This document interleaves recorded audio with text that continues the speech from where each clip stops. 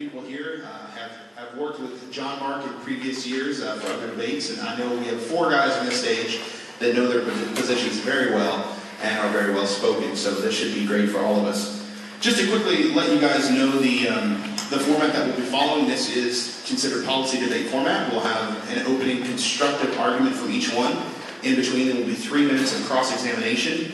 The constructives are 8-minute prepared speeches that also refer to the other constructive speeches. So they will cross-examine each other for 3 minutes, and then we'll follow up with 4 closing rebuttals, 1 from each person. So you'll hear each person speak for 12 minutes, as well as hear them question the other side. So very informative. Everyone gets equal amounts of time, as well as a little bit of prep time in between. So there might be a minute or 2 of silence while I take notes in between speeches, and you guys will just bear with us for that.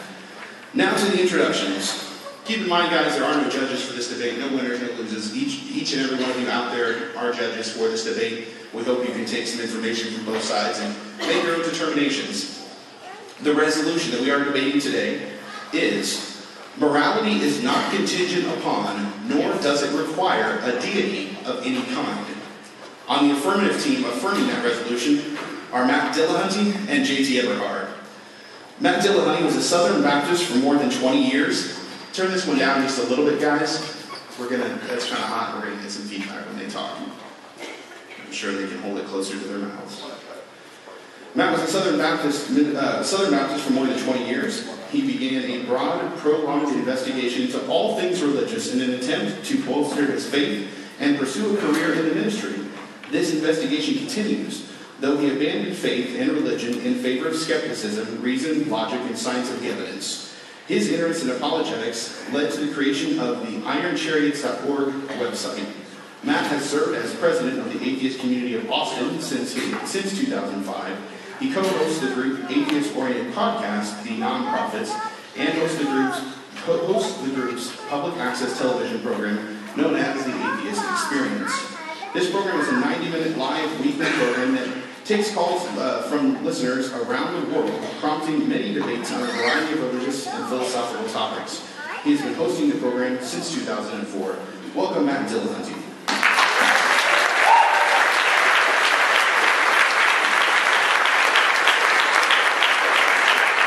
And since it's more fun to say we have 2 father and son teams, his son, JT Eberhard. JT was a campus organizer and high school specialist with the Secular Student Alliance. He's the author of the blog, What Would JT Do? And has been contributing author to atheismresource.com, my site. Before joining the SSA, JT was known most as a debater on atheism, LGBT rights, and the co-founder of Skepticon's annual conference. JT also co-founded and led the SSA-affiliated Church of the Flying Spaghetti Monster in Missouri State.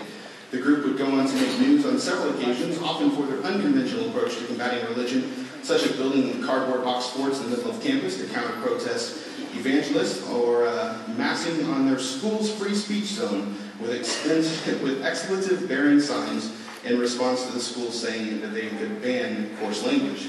As a debater, he has paired with other high-profile atheists such as Richard Carrier and Victor Singer, and Matt Dillahunty today. And, of course, his fiancée is our SOMA president, Michael Eberhard. Ladies and gentlemen, welcome JT Eberhard to the stage.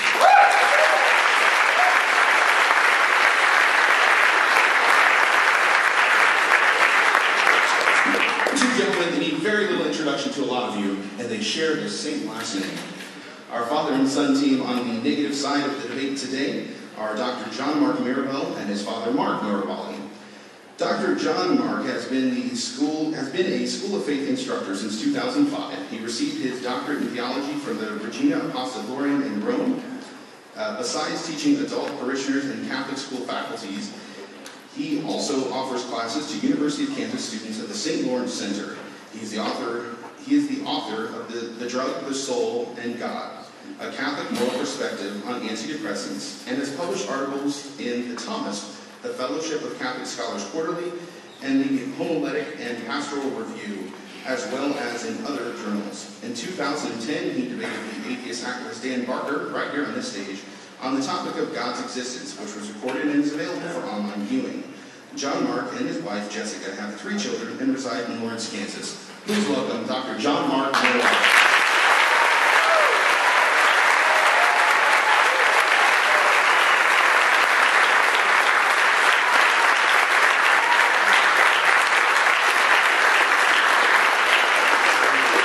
Dr. John Mark comes from good stock because I had to use like 6-point font for your bio.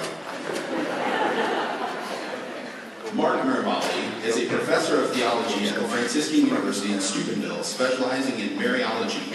He is, I looked it up, it's the study of the Virgin Mary, correct? See, I learned something, I was really proud of that. He is president of Vox Populi, I'm not going to say that right, you know, my Latin is horrible. It's a Catholic movement promoting the concepts of the Blessed Virgin Mary as mediatrix and co-redemptrix. Mark Miravalle completed his undergraduate studies in theology as a student in the St. Ignatius Institute Catholic Great Books program at the University of San Francisco. He earned the Licentiate of Sacred Theology and Doctor of Sacred Theology degrees at the Pontifical University of St. Thomas Aquinas, Angelicum in Rome. His doctoral dissertation was on the message of the alleged Marian apparitions. Again, words I should have checked with you for. As of 2009, Dr. Miravalle holds the rank of Professor of Theology at the Franciscan University, where he has taught since 1986 and where he received several teaching awards. You can read the rest of this, as well as all of his accolades, having appeared on CNN, Latin America, BBC, Fox News, and NBC series Dateline. Please welcome Mark Miravalle.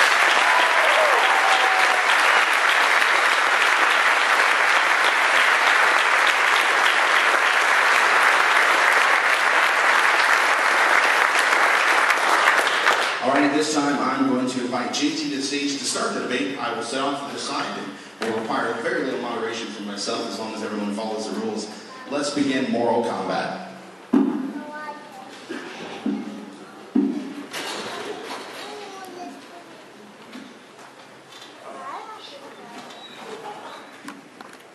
How do we resolve questions of what we ought to do?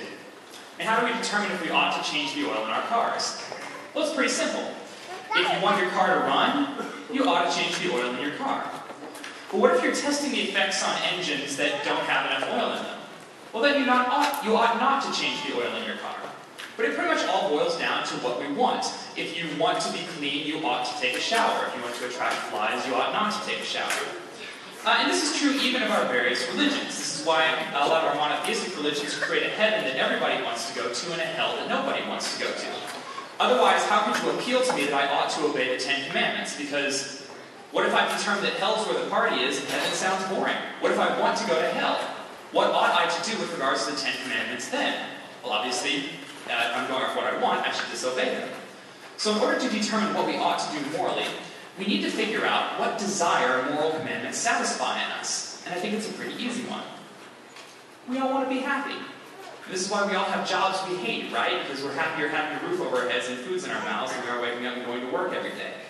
So just like we acknowledge that if we want our car to run, we ought to change the oil, once we realize that we want to be happy, then it's time to start insisting that we and our neighbors live in particular ways that maximize our happiness. I mean, assuming they want to be part of our society. And once we make the baby step toward deciding that living in a world where people don't regularly kill their neighbors and rape their pets and steal their pornography, when that world is better for us to live in, then we immediately have all the motivation we need to conceive of moral rules, i.e., I won't steal from you if you won't steal from me. Now, a possible objection to this is, whose happiness do we maximize? What would I say to the person who says they'd be happier stealing a stereo than not stealing the stereo? And what I'd say to them is that we share happiness and sadness, and happiness is maximized by living harmoniously. I mean, look no further than our reaction to the Boston Marathon bombings to realize how happier we are working together and not doing harm to one another. What's more, smiles are contagious, right? And we cry at movies, or at least I cry at movies. And we're revulsed by blood and suffering in horror movies. And nobody thinks for a minute that these represent real human suffering, and yet they affect us in very real ways. This should confirm that to an extent, we share the emotional states of other people, and that our own happiness is dependent on ensuring that other people are happy and don't suffer. What's more, countless studies have shown that people who steal or otherwise do harm to their fellow humans are actually less happy. So to the person who says they'd be happier stealing the stereo or committing mass murder, how do we resolve? I'd simply say that people can be wrong in their assessment of what will make them happiest. I mean, every person in this room has probably experienced this. I thought I'd be happier going to prom. Wrong. How do we resolve questions of what we ought to do? And how do we determine if we ought to change the oil in our cars? and other sound moral precepts are probably wrong, and would realize this if only they had a broader basis for comparison. I'd also tell them that if you repeatedly harm other human beings, you run the risk of being ostracized from society. I mean, this is what happens to people who are dangerously bereft of empathy.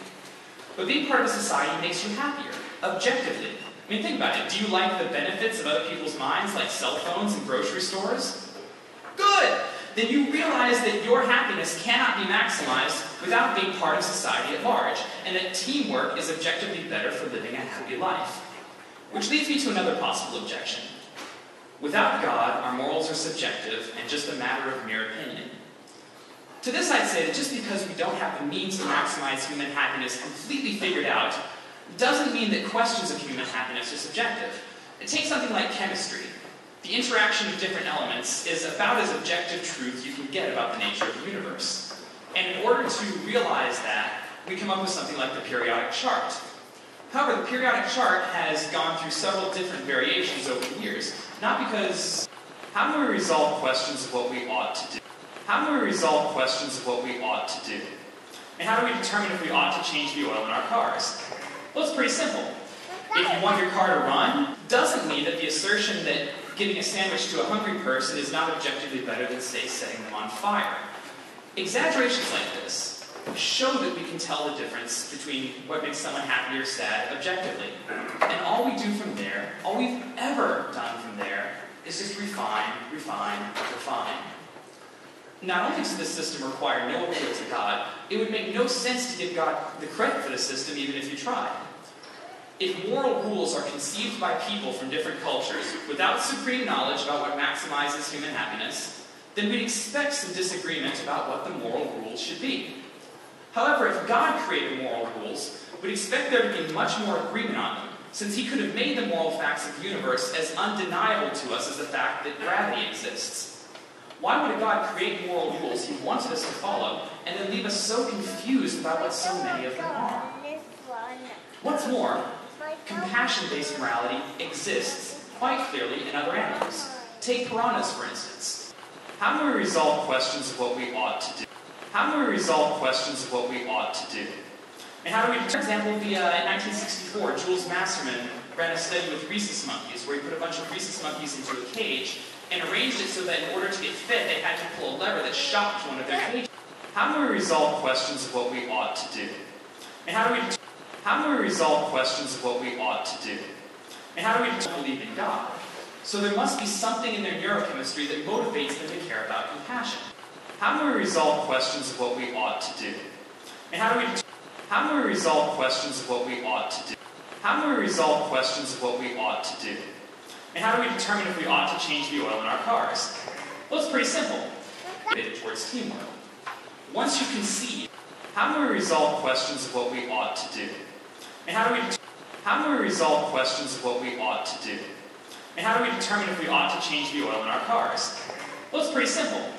If you want your car to run, processes like evolution by natural selection, which require no appeal to God at all. And also, if a God exists, it has given us tendencies that compete with what makes us optimally happy. An example would be being out of shape objectively makes people less happy.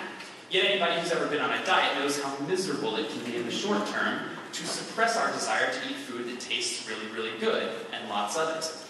Now, unless God is a practical joker and very poor taste, this is absolutely bizarre on theism. But again, it makes perfect sense on naturalism. Down to 1 minute. Okay, we're going to be here. We'll just get to the end. There's something in us when we read the horrors in our holy books. An example would be Exodus 35:2 in the Bible that says you should kill anybody who works on a Saturday. There's something in us that enables us to read passages like that. How do we resolve questions of what we ought to do? And how do we determine if we ought to change the oil in our cars? Well, it's pretty simple.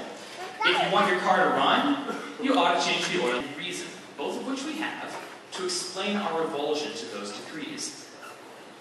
Where religions have rules that mirror the reasonable conclusions based upon compassion, they're indistinguishable from what we should already want for ourselves, whether God exists or not. And where the rules of our religion stand in opposition to compassion and the well-being of humans, they simply cannot be called. How do we resolve questions of what we ought to do? How do we resolve? you become a villain, not a saint, by compliance. Thank you.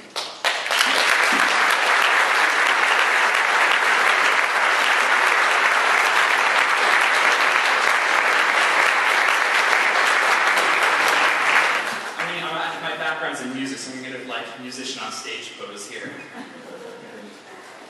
Thank you, JT.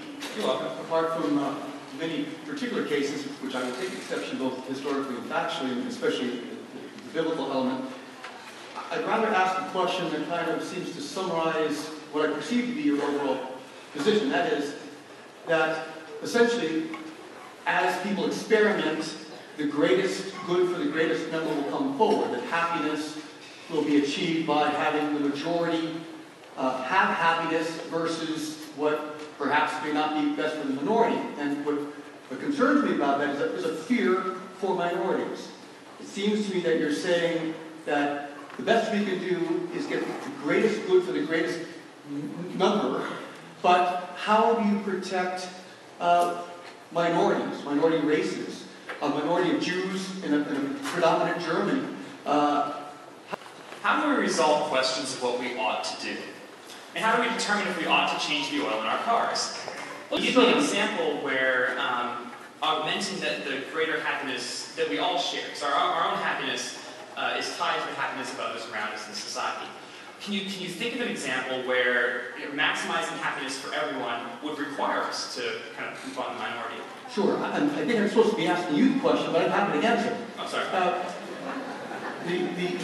The dimension of... I guess the answer can take the form of a question. Fine.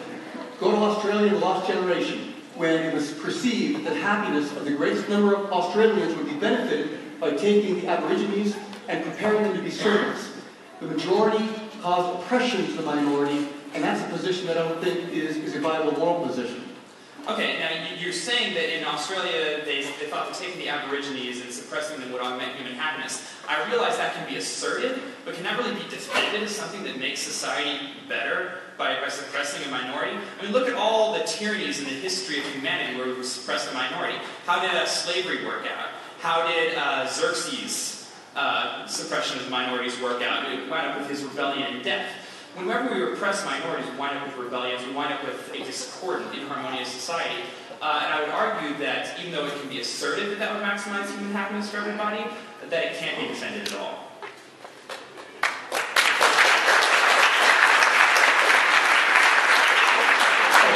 I didn't know I could respond. Thank you. I would simply say that's not good enough.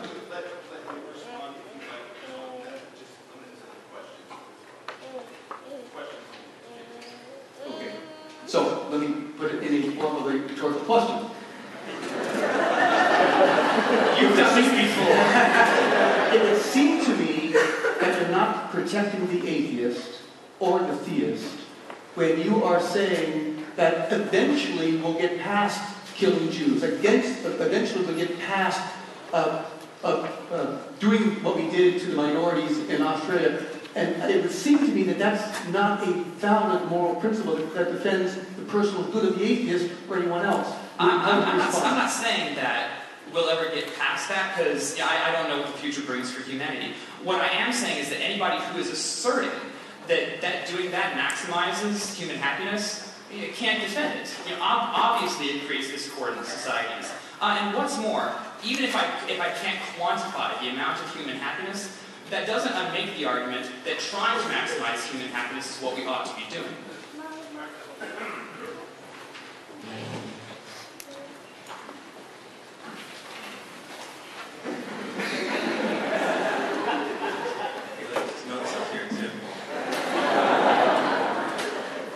So thanks all for coming out. I guess I'll stand. Thanks, Matt and JT. It's good to see you again, JT. How do we resolve questions of what we ought to do? And how do we determine if we ought to change the oil in our cars? Well, it's pretty simple. If you want your car to run, of your ability to distinguish between right and wrong in the first place. So I will be arguing that it doesn't make sense to believe in morality while not believing in God, and that... How do we resolve questions of what we ought to do? How do we resolve questions of what we ought to do? Again, the main question, which I was glad to see JT was working toward, is where does morality come from? What is the basis for the difference between right and wrong. Now, his answer seemed to focus on happiness. How do we resolve questions of what we ought to do? Finding happiness at all. Because clearly, there are some definitions of happiness which cannot reasonably be claimed to be the source of human morality. For instance, if you define happiness as feeling good, which JT seemed to be doing at a certain point, well then obviously you could never make sacrifices for the sake of doing what's right, because the sacrifice by definition is where you give up feeling good in some respect in order to do what's right. Now, he seemed to be saying that, well, in the long run. Well, in the long run, for whom? In the long run, in what respect will we all feel better if we're moral? I don't know if you ever saw this movie, Owning Mahoney, but it's a true story about a gambling addict, and he has to give up his gambling because he's spending millions of dollars of his own bank's money, and his therapist says, what's the greatest pleasure in your life? He says, gambling. On a scale of 1 to 100, how great is it? He says 100. He said, what's the next greatest pleasure in your life? Mahoney says, 20 on a scale of 1 to 100. And his therapist says, can you live with 20? And Mahoney says, yeah, I can live with 20. The point being that even if his life has a drastically reduced pleasure experience for the rest of his life, it is still the right thing for him to give up gambling because it's bad for him. So clearly, on any reading, feeling good cannot be the basis for what's right. But if you define happiness, as some do, and as I would, as fulfilling your purpose as a human being, then yeah, I think pursuing happiness in that sense is the basis for morality. But of course, then the question comes, How do we resolve? Let's look at it this way. We recognize that what something is supposed to be or what it's supposed to do depends on the purpose it was given by the one who made it. Such that, if something hasn't been made by someone for some purpose, there's no way to say what it's supposed to be or what it's supposed to do. And I'll give you a couple examples. My son likes to paint, but he's only 5, so I can't always tell what it is he's painting. So suppose I go into his room, and I see a piece of fresh paper on his desk, and it's got, a piece of paper on his desk, and it's got fresh paint on it. I might say, oh, what's this supposed to be? Which is what I usually say when I see fresh paint on his paper. And he might say, well, actually, Dad, I spilled that paint by... How do we resolve questions of what we ought to do? And how do we resolve questions of what we ought to do? And how do we resolve questions of what we ought to do? And how do we determine if we ought to change the oil? What's the sawdust supposed to do? What are you supposed to do with all this sawdust? Now, of course, the sawdust is an unintended byproduct of some other process. So I would say, actually, it's not really for anything. You're not supposed to do anything with the sawdust, so you can do whatever you want with it. You can use it for your gerbil cage. You can use it for kindling. You can mix it with milk and serve it as cream of wheat to beavers. I don't care. That was weird, but it was all I could come up with. I'm sorry. The point is, because I didn't make it for some purpose, there's nothing it's supposed to do. Okay, now apply that to morality.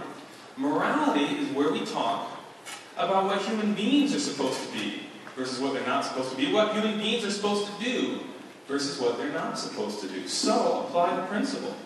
Unless human beings have been made by some person for some purpose, there's no way to answer the questions that morality poses. There's no way to talk about what people are supposed to be versus what they're not supposed to be. There's no way to talk about what they're supposed to do versus what they're not supposed to do. The only way to make sense of the whole moral endeavor is to say, yeah, we've been created by someone with some goal in mind. That's a universal principle. And if Matt and JT disagree, here's the challenge. Find a counterexample. Show me something where we talk about what it's supposed to be versus what it's not supposed to be. Where we talk about what it's supposed to do versus what it's not supposed to do, even though we know it hasn't been made by some person for some purpose. Like I said, I don't think they're going to be able to come up with that example. But then, human morality, which is speech about what human beings are supposed to do versus what they're not supposed to do, what human beings are supposed to be like versus what they're not supposed to be like. That speech implies that we have been made by someone for some purpose. Morality implies God. Without it, moral speech just doesn't make sense. Thanks so much.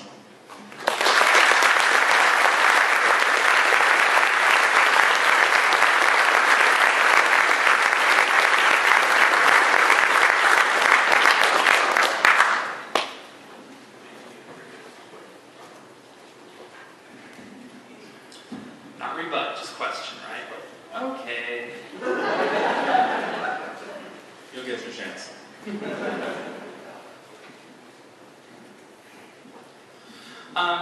You claim that human beings have a particular purpose. Can you demonstrate that I have any... How do we resolve questions of what we ought to do? And how do we determine if we ought to change the oil in our cars? Well, it's pretty simple. If you want your car to run, you ought to change the oil in your car. But what if you're testing the effects on engines that don't have enough oil in them? Well, then you ought not to change the oil in your car. But it pretty much all boils down to what we want. If you want to be clean, you ought to take a shower. If you want to attract flies, you ought not to take a shower. And this is true even of our various religions. This is why a lot of our monotheistic religions create a heaven that everybody wants to go to and a hell that nobody wants to go to. Otherwise, how could you appeal to me that I ought to obey the Ten Commandments? Because what if I determine that hell's where the party is and heaven sounds boring? What if I want to go to hell? What ought I to do with regards to the Ten Commandments then? Well, obviously, if I'm going off what I want, I should disobey them. So in order to determine what we ought to do morally, we need to figure out what desire moral commandments satisfy in us. And I think it's a pretty easy one. We all want to be happy. This is why we all have jobs we hate, right? Because we're happier having a roof over our heads and foods in our mouths than we are waking up and going to work every day. So just like we acknowledge that if we want our car to run, we ought to change the oil, once we realize that we want to be happy, then it's time to... If I want, I can set the goal of, being rude to 10 people today. That doesn't make it a moral goal. What I'm saying is that morality is a specific type of goal. As we've just seen, it's not the same as goals we set ourselves, since we set ourselves both good goals and bad goals. And therefore, morality implies that someone else has set us this specific goal that we can either fail to achieve or succeed at achieving. You set a goal. Find something that has a purpose that wasn't made by something. Is that correct phrasing? That's right. Okay. That's my challenge. If I can point to something, hypothetically, that is completely explicable through natural means, i.e. mindless forces acting upon inanimate objects, would you accept that as something that was not made by a being? Yeah, two problems with that. No, one is you haven't proved that, for instance, a rock or a tree isn't made by someone. And secondly, typically we don't talk about what a rock is supposed to be versus what it's not supposed to be. We don't say, that's not what a rock's supposed to be, you lousy rock, right? We talk about what a rock is and what a rock does. So I think both of those, for both those reasons, that sort of example would fail.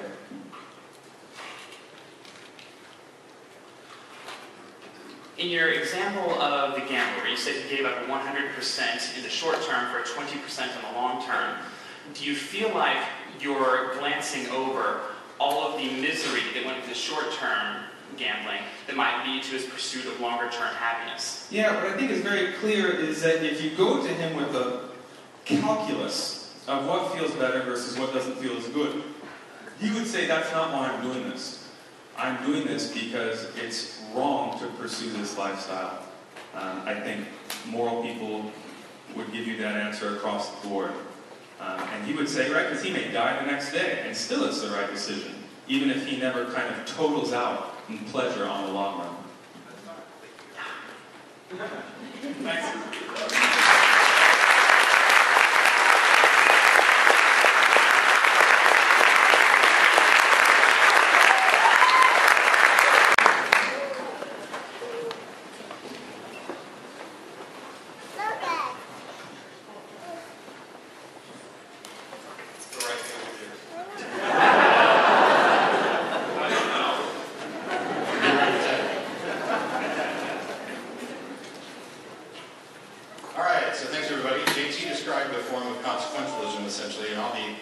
expanding on that idea by addressing the structure and process of constructing a secular moral system. The most common objections to simple consequentialism, which is not what I'm advocating, by the way, are things like how do we determine whose happiness to prioritize, what if what makes me happy causes somebody else to suffer. But I don't look at things in terms of simply happiness and suffering. Those are legitimate questions, but they don't represent intractable problems for secular moral systems. In fact, I'm aware of no objection to secular morality that is both a legitimate problem and solved by theistic and religious moral systems. JT and I may not agree on all the details and may answer questions differently. Some people may look at this as a problem and will claim, well, you've got no ultimate moral authority, so you're just stuck with moral relativism and no solutions. That's not actually true, and yet, even if this were a real problem, appealing to God doesn't solve it. Because I can stand here and say that I don't agree with God's proclamations about morality, and you can disagree with both me and that God or any number of other gods. And why should I pay attention to the ideas or the views of an individual, God or not, whose reason seems to be nothing more than because I said so, or worse and more accurately, because somebody told me that's what God said. I can just a 45-minute talk into 8.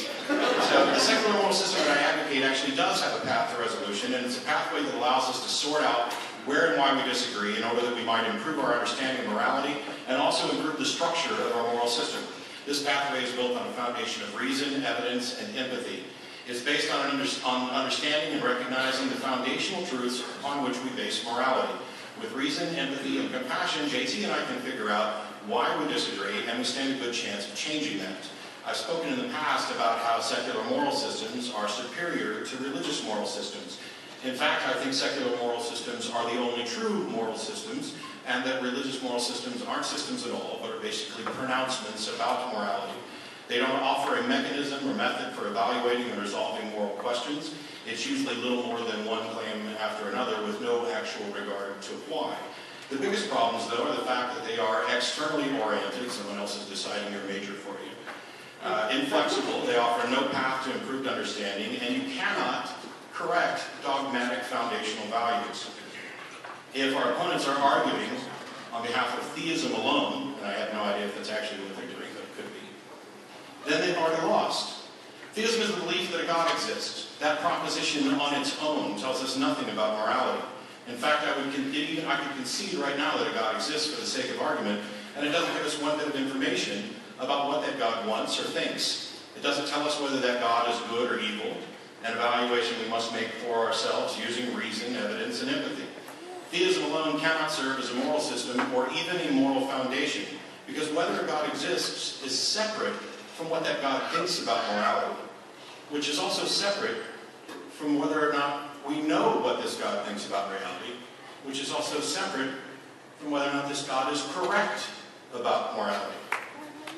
Curiously, moving from theism to actual religions doesn't solve the problem, it amplifies it, which is why there are 1,000 denominations of Christianity and tens of thousands of denominations of other religions that don't agree on morality or much of anything else. So the facts that we use to build a moral system. Number one, we are physical beings in a physical universe. Our actions have consequences to ourselves and others, and those consequences are also physical, which means there are truths that we can discover about these interactions, and we can evaluate them. We're neither aware of, nor should we be concerned about magical, supernatural, additional concerns. In the same way that we can address physical well-being, which we often label as health, thank you, Sam, we can begin to assess well-being in a broader context: mental well-being, societal well-being, individual well-being, group well-being. Number two, for any situation, there is a finite set of possible actions that one can take. The consequences of those actions can be assessed with respect to their impact on well-being. Clearly, some consequences are going to be better than others, and that's all we need to get started. Those that improve well-being, and there can be many of them that improve well-being to different degrees, the fact that we can't quantify it or even necessarily tell which one might be better doesn't change the fact that they are all improving, are evaluated as morally good or right. And the ones that decrease or detract from well-being are evaluated as morally evil or wrong, and there are things that are evaluated neutrally. But the fact that we can comparatively rank these evaluations means also that there must be some set of one or more actions that represent the moral pinnacle or moral absolute for that situation, not for every situation. I'm not talking about an absolute, universal absolute, but for that situation. And that's the level at which we discuss things.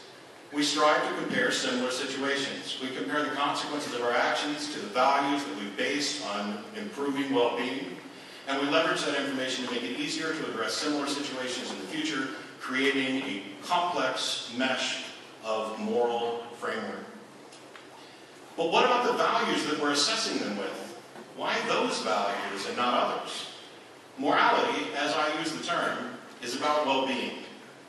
It's not about, nor does it require, an externally intended purpose, and any more than our health requires a purpose. It's simply a fact about who we are in the universe in which we live. If someone means something else by the term, then we're clearly not talking about the same thing. I'm interested in well-being. And I'm convinced that the normative use of morality in conversation, because I don't have a bunch of degrees, is that morality points to well-being. That's all that we're all really talking about when we talk about this term. Defining morality as what God wants, or in accordance with God's nature, is simply cheating in an unsupported assertion, and it means that you're talking about something other than what I'm talking about. You can actually, so you can actually construct the foundation of moral values rather easily, and it doesn't matter if you begin with arbitrary or even incorrect values, because the system and the fact that we're talking about well-being allow for the correction of even those core values. Secular morality is about getting better at getting better. Generally speaking, you can start with things like life is preferable to death, health is preferable to sickness, freedom is preferable to slavery. And if we begin with those, we can build this system. And the system that we build is also flexible enough to correct even those core values. I'm going to skip to my resolution thing today. The resolution is morality is not contingent upon, nor does it require a deed of any kind. We've shown, and we should understand, that morality founded on our well-being is rooted in discoverable truths.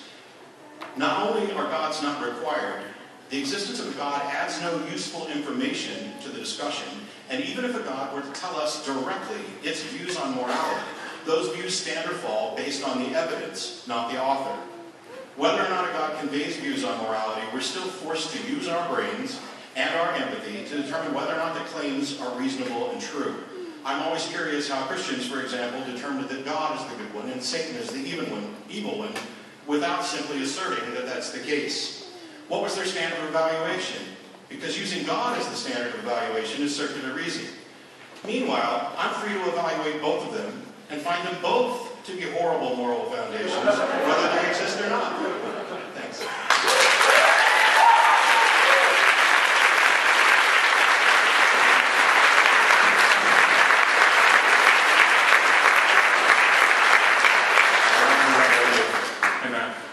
Everybody can hear me? Yeah? Good. So you mentioned real briefly, actually you just mentioned, reason and compassion. I would love to hear you define reason. Define reason? Reason is a process of thinking that conforms to the logical absolutes that are the foundation of rational thought. Okay. So anytime you know something true, you're reasoning? No. Well, now we're into discussions about whether or not I actually know or I'm just claiming that I know. No. I'm asking reason. Generally, I think, as I understand, most people would say reasoning is a process of going from, validly, of going from one set of propositions to another proposition. You okay with that? Yeah, if you have a syllogism that is valid, then true premises lead to true conclusions. Great. So could you give me, since you say that we get our moral truths from reason, could you please give me a syllogism where, without invoking value language in the premises, you get to the conclusion some behaviors are right and some behaviors are wrong? Could I give you, construct and apply a syllogism to do that? I mean, well, you said it comes from reason, so presumably you can show me how. Sure. Whether or not I can actually construct a syllogism on the fly for that is another question. My response would be that to the extent that this would be true for questions about my physical health, like drinking battery acid reduces my physical health, to the extent that I can construct a syllogism along those lines, we could do similar things about well-being in the broader sense. Yeah, my problem is, as I said, if you're going to derive values from reason, that means it can't already be in the premises. That's called begging the question. So if you start with well-being, then you can't form a valid syllogism that leads to insights about well-being. Yeah, so I'm starting with well-being and you're objecting to starting with well-being. It comes from reason. The thing is that, as I said, when I say morality, I mean more well-being. That's all I'm talking about. If we can't agree that it's about well-being, then we're going to continue to talk about, and we're never going to be able to talk about the same thing. No, that's not what I mean. What I mean is you're saying morality comes from reason, but you're also saying that what comes from reason comes as the term of a valid reasoning process. We agree on that. So please show me how you get morality, aka well-being, as the term of a syllogistic or any other validly rational process. Well, if you're going to deny that I can use well-being as the foundation, then I can't. You were the one who denied it because you said that our sense of well-being comes from reasoning, which you admit. No. I'm asserting that morality is about well-being, and that we can then reason beginning with the agreement. Oh, good. Okay, good. So you're saying we start with well-being, yes, and then we get to good. So where do we get that premise? Where do we get the premise of well-being? How do we know what counts as well-being versus what doesn't, since now we know it is not derived from reason? It's derived from who we are. In the same way that physical health is simply a fact, well-being is the label we put on health in broader contexts about individuals and societies.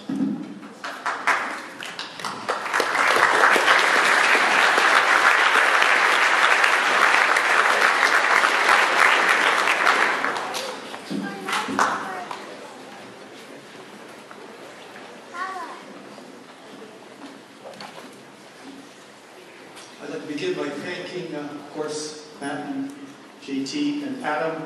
Special thanks to John Mark. It's a real honor for me as a father to be invited to debate alongside my son. I know many fathers debate with their sons, but it's nice to debate alongside my son. And I will be maintaining that it is reasonable both to hold in God's existence and that God would reasonably instill an order in humanity. Now, and some of this comes from Matt's comments of kind of the frustration of having someone just have a presupposition without defense.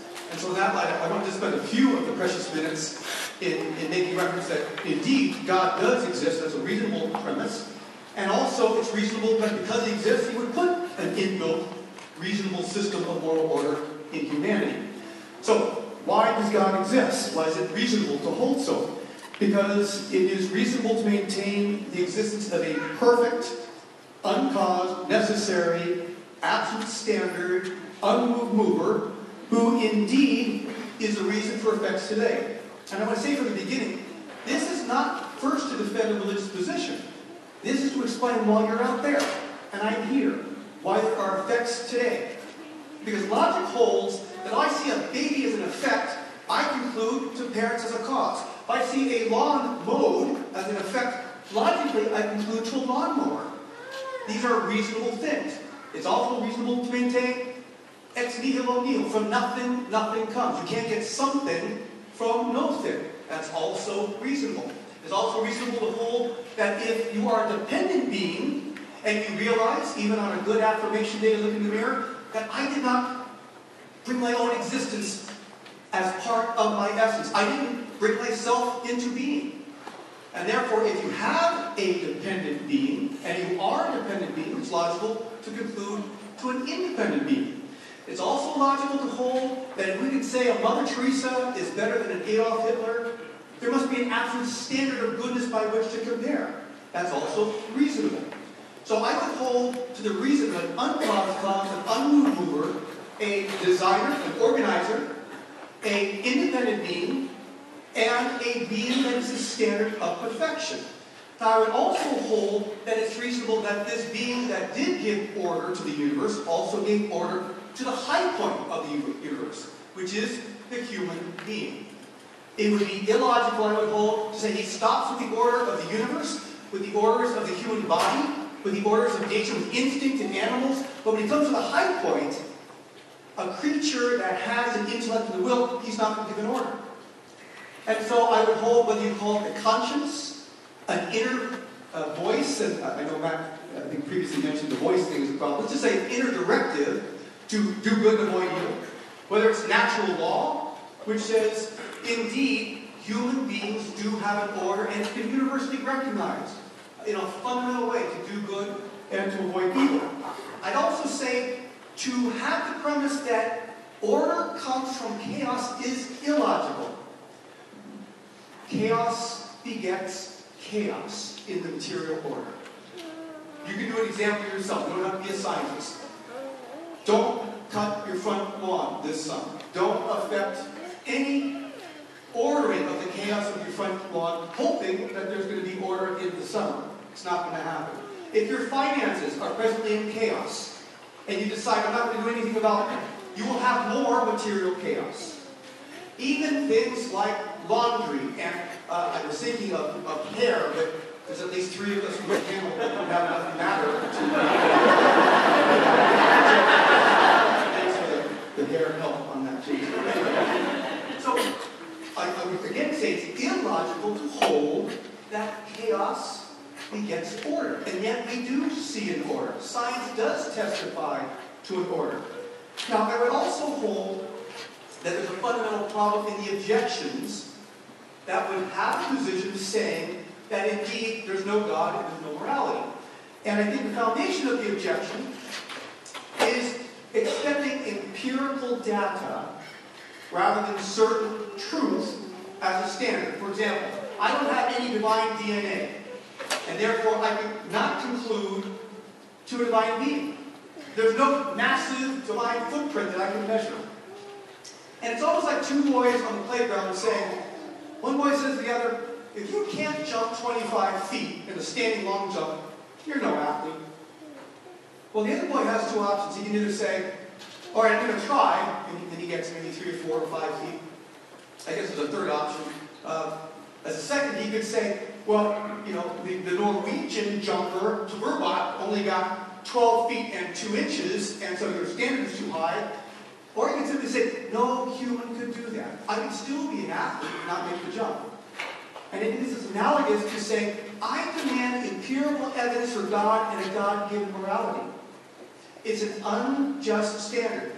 And we do use reason, intelligence, logic, not arbitrariness, to come up with truths that are very important to us. For example, I'm sure Matt loves his wife, but he can't give empirical evidence for that love.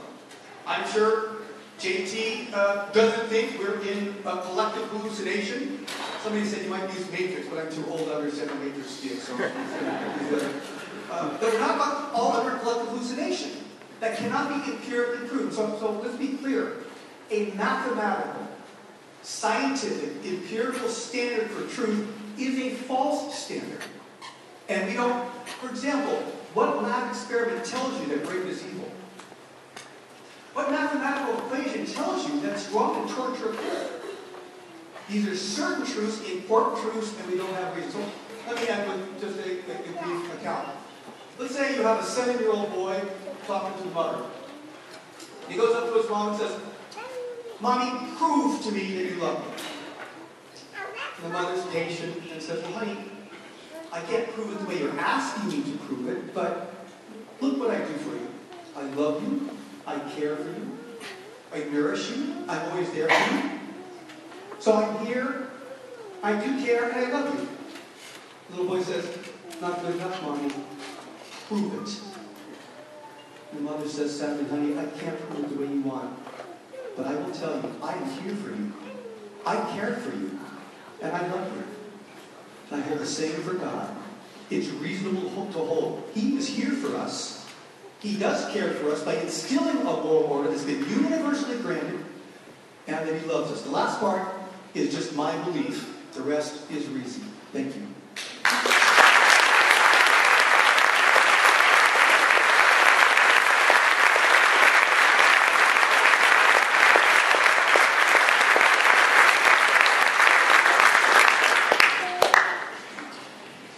So I'll start with the end, with the cute story about the child and the mother. Because unfortunately, that mother couldn't. And that's what she says. I can't prove it to you in the way that you're asking. Why isn't it God can't? Okay. So the difference between God can't and God won't. But let's start with our premises, because I appreciate the previous debates that you want foundations, you want presuppositions, so I want to give those to you. What I'm saying is not a reasonable standard, but an empirical standard. That seems to be what's required. that unless there's a mathematical certainty, it's really the continuation of Descartes. This is Enlightenment philosophy brought to the present, that I must, as a standard for truth, deny anything under skepticism that I can't have scientific, empirical, or mathematical data. And that's what's now being imposed on this discussion.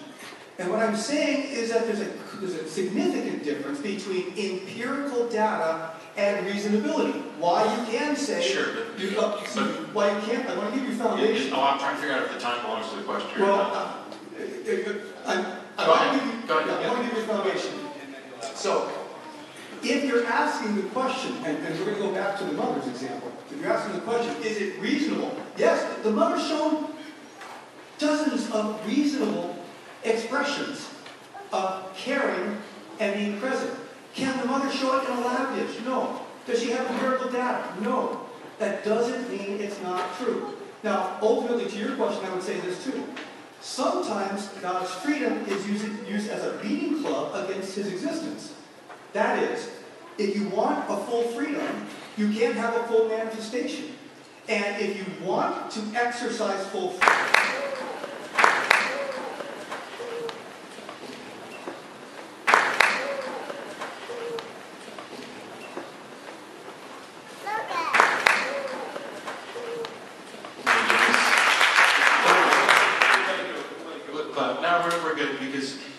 you have this scenario, of course, where the child is talking with the mother and the mother's answering. I'm curious if the child was talking to the mother and the mother was nowhere to be seen and didn't answer, and instead some friend of the family tried to explain all the things that the mother had done with the child. That's a very false analogy, because I would say that, as I said at the beginning, God is present in the universe.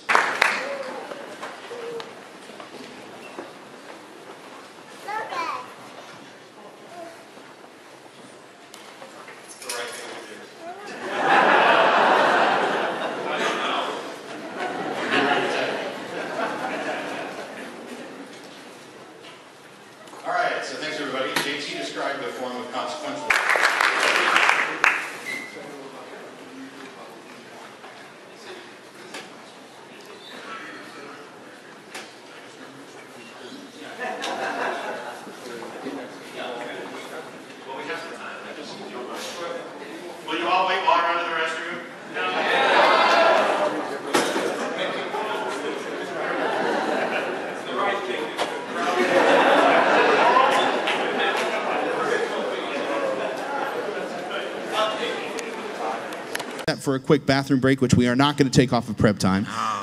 Both teams will be able to use the additional 5 minutes split up amongst yourselves to add to your speeches. In other words, if you go up to 5 minutes over, that is okay and I won't stop you, all right? 2.5 then per rebuttal, 5 minutes total per team. So it gives you a little bit more time. Yeah, 6.5 minute speeches, in other words, if you need it. Guys, please welcome John Mark Miravalle back to the stage for the first negative rebuttal.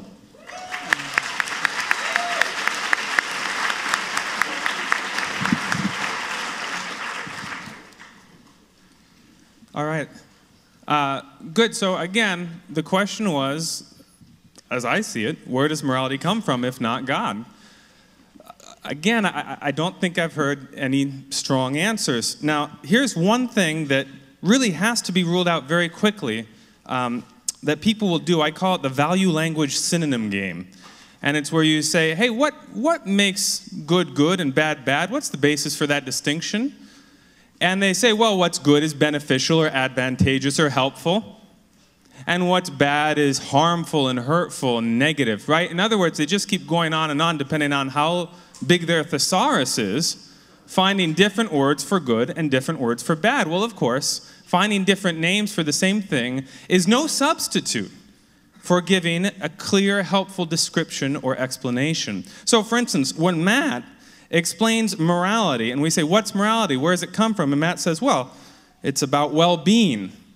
Okay, well, what determines well-being? Well, it's about good consequences. Well, there's good again. There's well in well-being. It's about getting better at better. Well, my goodness, there it is. Value language synonym game at its finest. That doesn't answer the question. Compassion. Does compassion answer the question? No, it doesn't. as anyone who's seen that old movie Arsenic and Old Lace can tell you. If you remember that old movie, you have these two ladies who feel so badly for poor elderly men that they go on a killing spree to wipe them all out. Even though the old men, by the way, don't want to be wiped out. There was recently an award-winning short story by Angela Newman about a 13-year-old girl. She's just lost her father. She's in mourning. She's feeling terrible. And her father's adult male friend takes pity on her, and to try to make her feel better, he sexually stimulates her. And so in both of these scenarios, you have compassion fueling, in the one case, murder, in the other case, statutory rape. But if compassion can fuel bad actions as well as good actions, then clearly it's no criterion for the difference between good and evil. It's no explanation for where morality comes from. Matt said that pain is generally less preferable than pleasure, that death is generally less preferable than life. And I suppose that's true, but it does us very little good in this discussion, because what do you do with exception cases? What do you do with people who prefer to deal in pain and death? What do you do with someone like the Kansas serial killer BTK, who liked to torture and murder? You could say, of course, well, his are wrong, his feelings are wrong, his preferences are wrong. I quite agree. But on what basis? If preference isn't... Now, maybe he meant when he said generally, maybe he meant, the majority preference is how we determine right from wrong. I think we've seen that's not true. I think Dad's example from Australia, anytime you say, yeah, the preferences of the majority are good just by being the majority, what you're saying is that the majority is right just by being the majority, and the kind of alarming implication is that the minority is wrong just by being the minority. I don't think anybody wants to say that in America today. I certainly wouldn't. If the minority isn't wrong, though, just by being the minority, then clearly the majority isn't right just by being the majority. Sometimes the majority needs to get its preferences more in line with what's actually right. We call that social reform. So, again, no good explanation. And that shouldn't surprise us, right? That shouldn't surprise us. It shouldn't surprise us that atheism is not able to give a good explanation, a good account of where morality comes from, because ultimately I think that's what atheism is. It is the systematic failure to answer the big questions. Atheism cannot answer the question why. And so, atheism cannot answer the question, why should I? Theism can. Matt said, I couldn't believe it, Matt said that theism gives us no insight into morality. Yes, it does. It tells us where it comes from. I'd say that's a pretty big insight. If you're interested in knowing the implications of your own worldview, I'd say that matters. A lot of atheists know this, of course. A lot of atheists recognize that God and morality rise or fall together, that they're necessarily connected. And so a lot of atheists will try to become intellectually consistent by rejecting morality as well as God. A lot of them have done it. Well, how much better would it be in every sense of the term, both rationally and morally? How much better would it be if instead of rejecting both, they accepted both? If they accepted God as a necessary precondition for morality? That wouldn't just be the more reasonable thing to do. That would be the right thing to do. Thanks very much.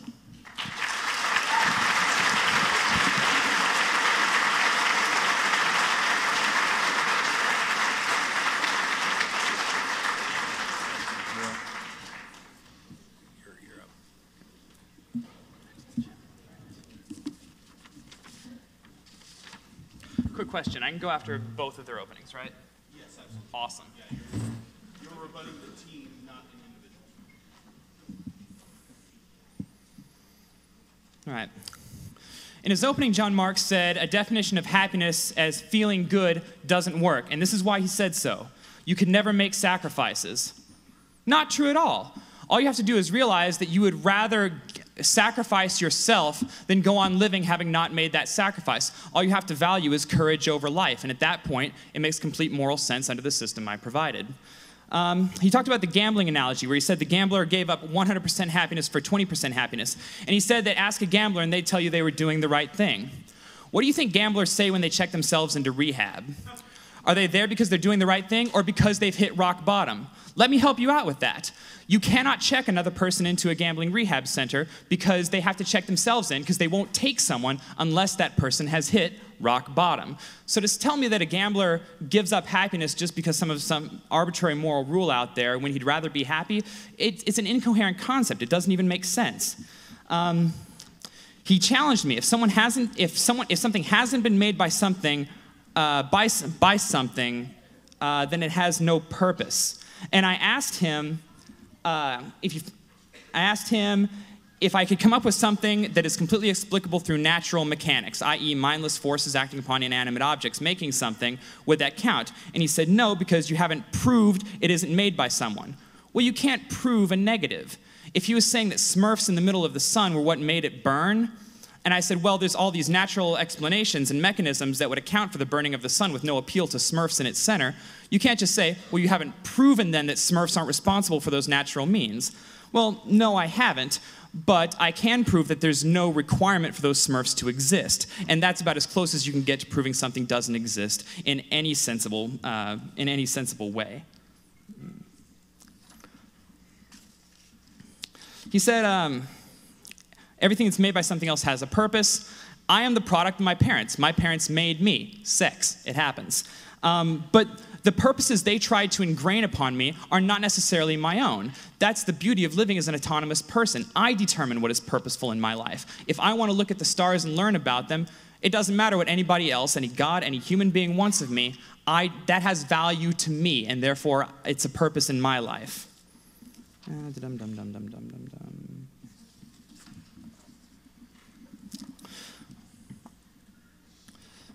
Marx said, in order to separate Mother Teresa from Hitler, that there must be some kind of independent standard out there. And there is a completely independent standard.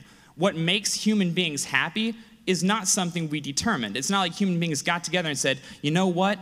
Pizza's going to taste good. We've decided that. No, the pizza tastes good regardless of what we want. And so if we want to be happy in life, we need to appeal to the way the universe actually is. It's not a matter of mere opinion. It's looking at the way the universe truly is.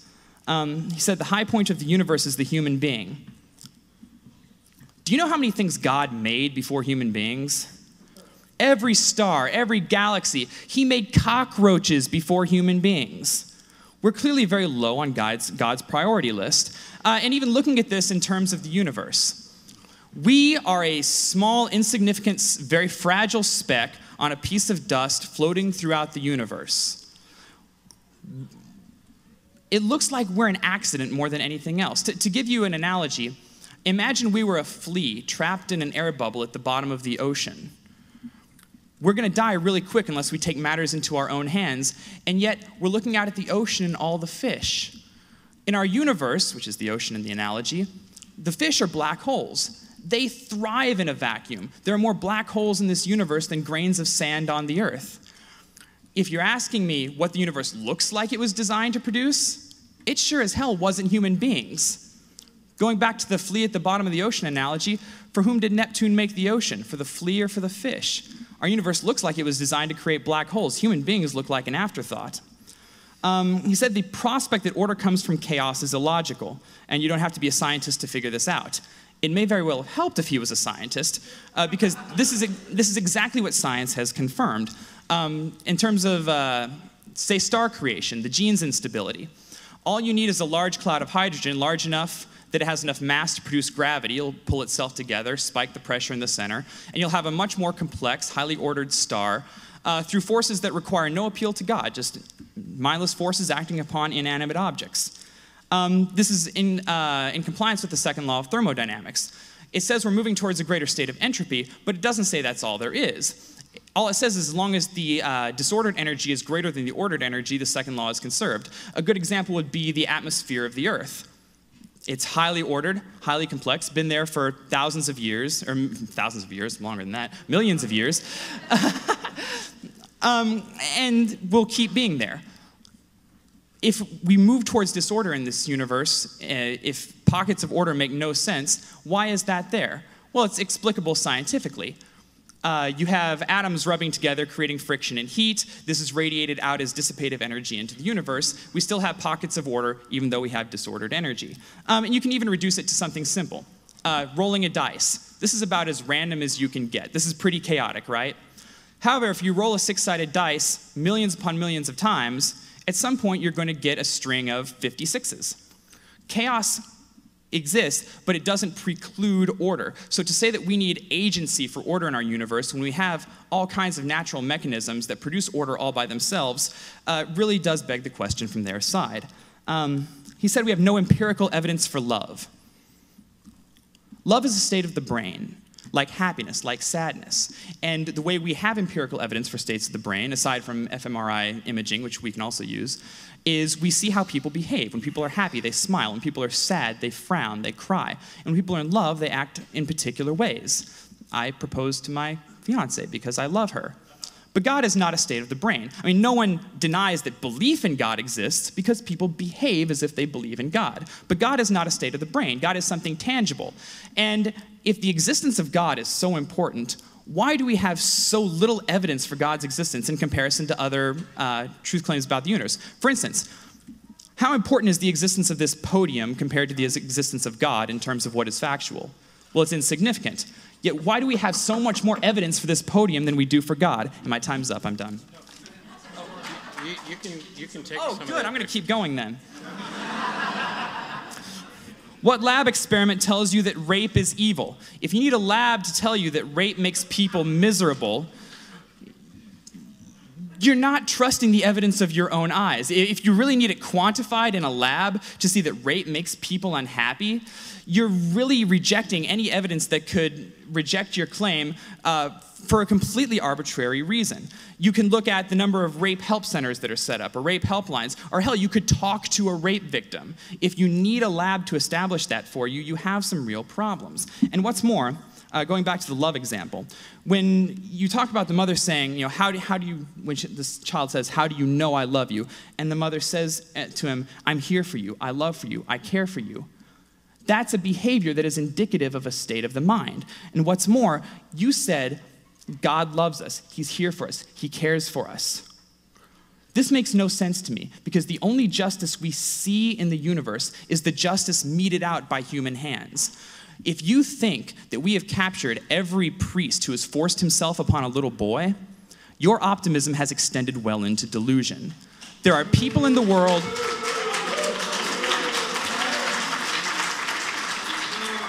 There are people in the world right now who have committed atrocities who will simply never be caught. If a God exists that is at least as interested in justice as we are, that makes no sense. And what's more, if you're going to say that a God is here who takes care of us, the moment you look at a picture on Google Image of a child who is starving, and you think to yourself, if only I were there, I would feed that child. And you're just looking at a picture, and there are millions more of those pictures. You're talking about a God who is right beside every single one of those children, who could feed every single one of them. And the moment you decide that you would do what God has been unwilling to do, you have decided that you can come up with better moral conclusions than God, and you're right.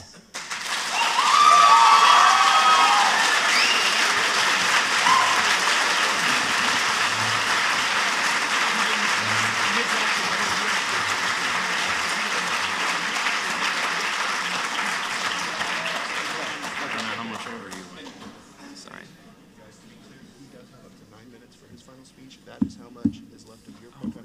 You could go up to 8 minutes on your, or sorry, 7 minutes on your final speech, if you need it, okay? Sorry.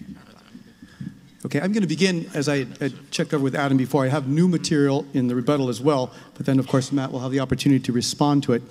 Let me start by saying I thought it was rather impressive to hear JT talk about God creating things. I thought that was a breakthrough. I thought it was a little unusual, though, that he had a mistaken concept of chronology versus being. In other words, because something becomes first doesn't mean it's most important. We have the expression, you save the best for last. So I'm talking about the high point of creation. I would hope that JT would consider himself and Matt and everyone he loves as more important than a star, than a rock, than a tree, because they are. And I'm the first one to acknowledge that. Now, I also want to say that as neither Matt nor I, or JT in this case, excuse me, are scientists, we're both coming from that premise, but I do want to address this concept of a star, that because a star has an ordering system that can increase, that necessarily concludes that it comes from the star. That's like in a previous conversation, JT used the example of a computer. That a computer, it's obvious that computers are intelligent because computers can think on their own. I would say, well, Bill Gates would have something to say about that, I think. I think also anybody who knows about a computer says a computer doesn't build itself, it doesn't program itself, it doesn't operate itself. You don't ask a computer information or even advice about dating or other things that are rather important because it's not intelligent. So because you see an order doesn't presuppose that you've proven that the order comes from the object. In fact, logic says order indicates one who's designed the order. Now, I want to go to three elements that I think in this effort for empirical, again, I think JT misunderstood my point entirely. I am saying that it's inappropriate to use an empirical standard for truth. So when you gave the examples of if you have to, if that guy needs a lab experiment to know that rape is wrong, I'm very sure rape is wrong, my friend. I've got 5 daughters, and I'm sure rape is wrong. My point is saying you can't expect an empirical standard for that, which is what you were requiring. That was my example. Now, I want to go to 3 areas in some effort to provide some empirical data that's relative to this question. Area number 1 is major modern atheists on our subject today. Do major modern atheists think that you can have a morality without God? Some of the founding fathers, but also some of the leading proponents of atheism have answered with a lot of integrity, no. Marx, Nietzsche, Bertrand Russell. In fact, what Nietzsche said in his famous book, Thus Spake Zarathustra, is, God is dead and I'm worried. I'm worried that the whole global moral system is going to fall to shambles. Now that's wrong, but at least it's honest. At least there's an integrity with that. So atheists in their major voice have said to today's question, no. Many of the major atheists and saying, without God, you're not going to have a morality. Second area, major modern atheists' definition of person. And I want to make sure that you get this accurate, so I want to read these quotes. How do modern atheists define you and me, and therefore, how are we supposed to treat each other? Because, of course, that's the basis, right? If you're a piece of trash, if you're a dog, if you're something to be removed, you don't expect a morality to protect that. Why? Because you're not worth it. So listen to the definition of modern atheists. The French de Maurier says, man is, quote, a fungus on a minor planet. Schoenberg, quote, man is a hairless ape. Sartre, man is a useless passion. Our own Oliver Wendell Holmes, man is no better than a grain of sand. If that's the case, how are you going to protect a woman from being raped? If she's no better than a hairless ape, fungus, slime, how are you going to get a moral system to say it's wrong to do this based on that definition? How are you going to stop kids from being abused? How are you going to stop sexual abuse from anybody, which is always intrinsically wrong, not based on some arbitrary God, but based on a God who gives an order based on the nature of the human being. It's not arbitrary, it's what protects humanity. Now, I also want to say in terms of stats, and again, this was dictated by an effort for getting as much empirical as we can. The last area are statistics regarding state atheistic governments. Now, these are objective studies. I encourage you to look at these. There's the Rommel study, which is the study of democide. How much death in what area takes place? You've got Johnson as a historian. You've got Barrett. You've got the very prestigious Paris-based Center for the History and the Culture of Communism, which are mostly atheistic societies presenting their own data regarding what is still the most commonly accepted moral wrong, which is murder. What do the statistics say?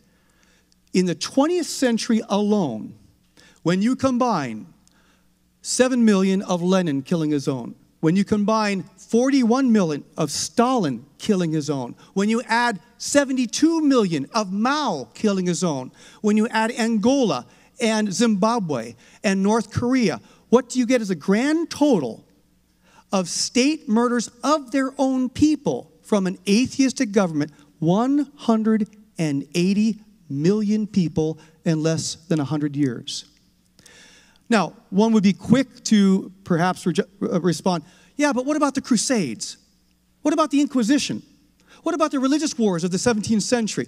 Let's crunch the numbers on those, because that is something empirical. If you combine 8 crusades in 2 centuries, if you can combine the Inquisition of 3 centuries and the religious wars of the 17th century, you put those numbers together, it is equaled by the 1975 atheistic cleansing of Cambodia, 1/3 of its own people. When you look at the historical experiment and you do the numbers, the experiment of atheism as a moral foundation to protect people fails. So we're not just talking about a handful of well-intentioned and perhaps inconsistent atheists saying, I do want to be good, and I want to help others to be good, and I want to protect people. We're not talking about that.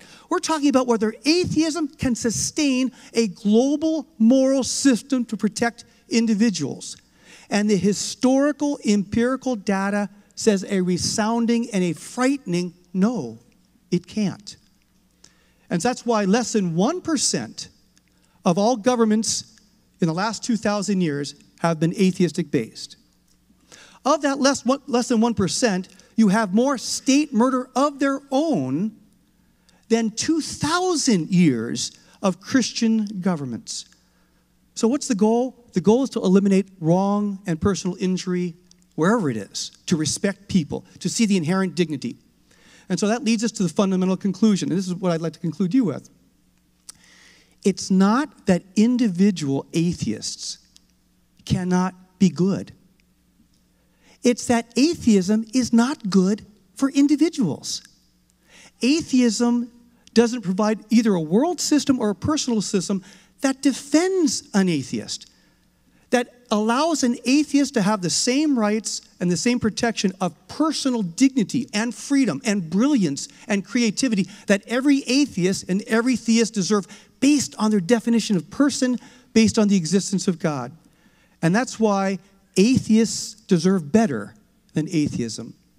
Thank you.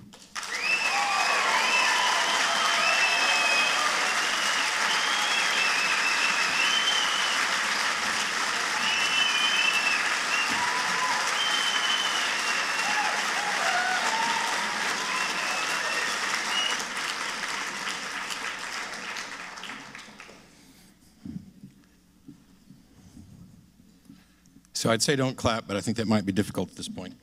I agree that we need something better than atheism as you define it. Thanks.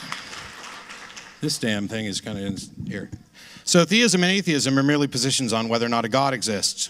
Theism is simply the position that a God exists, not that it's a good God, not that the God is a source of morality. So when John Mark is talking about personal religious, he's letting his personal religious convictions, which he didn't bother to defend during the debate, infuse what he's talking about when he mentions theism. Because theism and atheism contain no information about what God thinks or what gods think, and cannot be used as a foundation for moral conclusions. They've built a case on theism and tried to argue a little bit for the existence of God, which is a debate we could probably have some other time if you want to. But you simply can't, they try to say that God is necessary, therefore, or some God exists, therefore, and therefore nothing. You simply can't get there from here. The existence or non-existence of God tells us nothing about reality, and that's why JT and I haven't built our case on atheism. We've built it on physical truths about reality. Morality, if it's about anything, is about the well-being of thinking creatures. What's good and bad is about which improve or diminish well-being. And John Mark talked about the value language synonym game, but I'm tying good to physical truths about our existence, and they're asserting that it's good because it comes from God, who they define as good. I still don't know how we determined that God was the good one. Is it impossible that there's an evil deity? I'm also not arguing for the majority opinion, despite what John Mark suggested. My discussion of general rules was relative to the situation, not the individual.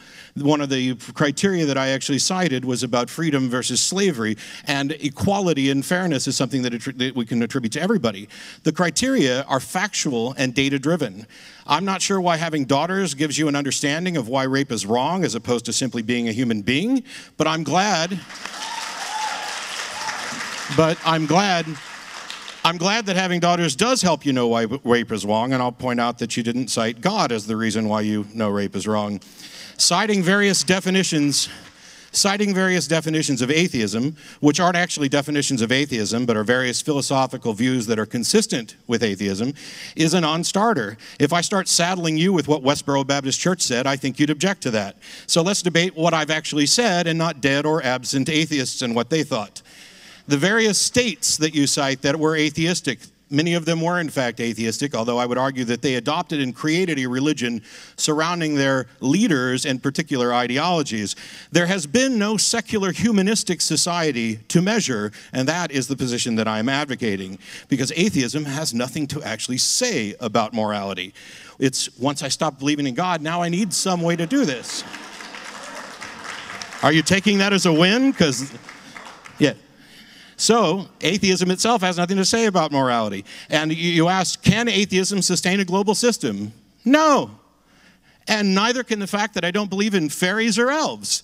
It's a single position on God. Everything else is a political or societal construct that may be consistent with atheism, but is not derived from atheism, and it's not a requirement or a global view of all atheists. Personal dignity and freedom that we atheists deserve, I agree, and those are Enlightenment principles that stood in the face of religious oppression and religious discrimination. Are there religions that advocate for those things? Absolutely. Are there versions of Christianity that advocate for those things? Absolutely. My position is not that all religions are bad or that all versions of Christianity are bad. Some people have managed to get it right in spite of all the bad stuff. Some people graduate. We have offered a case that is consistent with atheism, but would still be useful and true even if a God existed. If God exists, that doesn't change whether or not slavery is immoral. And no matter how many holy books or gods explicitly advocate for slavery, it's still immoral to own people as property. I mean, this isn't even a question anymore. We solved this, and we don't talk about that part of our holy book. That atheism is a failure on addressing the big questions. Atheism doesn't attempt to address the big questions. It's a position on a single issue. Do we have sufficient reasonable evidence to justify belief in a God? That may be a big question, but I don't think it's a particularly hard question, and the answer is clearly no. You see, either a God exists or it doesn't, and if it doesn't, we're done. If it does, it either interacts with reality in some detectable way or it doesn't. And if it doesn't, its existence is indistinguishable from its non-existence. So to have any productive conversation, we must be talking about a God that manifests in some detectable way in reality. Meanwhile, theists are running around claiming to be little God detectors and talking about all the things that God does, which means we should be able to investigate and get measurable data to at least confirm that there are phenomenon, even though we cannot confirm a supernatural source. If the evidence for the existence of God was as demonstrable as the existence of my mother, or actually even as demonstrable as the existence of my mother's love, I'd have no issue here. That's just not the case. There was booing about the mention of child rape, and I'm going to steal something shamelessly from one of the co-hosts on my show and modify it. If I saw someone attempting to rape a child, I would intervene and do everything I could to stop it. While God seemed to sit by, close the door, and say, I'll take care of you later, maybe. Which makes me objectively more moral than those gods. And that's true for all of us. Morality is about us, the participants in reality, the people whose well-being is at issue. We need no external pronouncements from non-participants, and if those non-participant gods exist and have moral information to share with us, I will be happy to consider it, and it will still be accepted or rejected based on reason, evidence, and empathy. We are all using the same processes to determine what is good and what is evil, or if something qualifies. I'll consider all that information within the context of the secular moral reasoning that I've advocated. The idea that we would accept moral proclamations that violate good sense and evidence is absurd. Fortunately, all those proposed gods seem remarkably silent, though humans do profess to speak for them. But the value of those insights is determined without consideration for the source at all.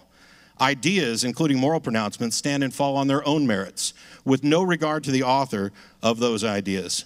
No care at all about whether the author is a god or a garbage collector. And that's not a slight to garbage collectors, because as participants, valuable participants in our system, I have infinitely more respect for garbage collectors than gods.